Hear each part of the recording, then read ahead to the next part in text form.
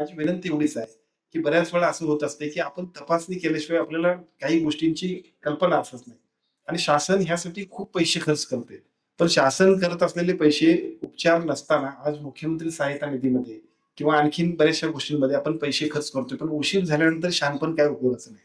आणि या सगळ्या गोष्टींसाठी समजा एका दुसरी छोटी-मोठी अडचण असेल, तर ती दुरुस्त करता येते. ती दुरुस्त करून आपण चांगल्या पद्धतीने लोकांना मदत करू शकतो. त्यामुळे सगळ्यांनी विशेषतः आशा स्वयंसेविका आमच्या सगळ्या आहेत, अंगणवाडीच्या सेविका सगळ्या आहेत, ग्रामपंचायतीचे सर्व पदाधिकारी आहेत आणि सगळ्या गावातील सर्व नागरिक किंवा प्रमुख पदाधिकारी नेत्यांनी सुद्धा माझी विनंती आहे, की प्रत्येक माणसाची तपासणी आपण करूया.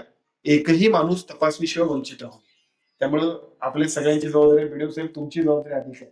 कारण आपल्या तालुक्यात पहिल्यांदा होत्या राधानगरीत खूप चांगला रिस्पॉन्स मिळाला.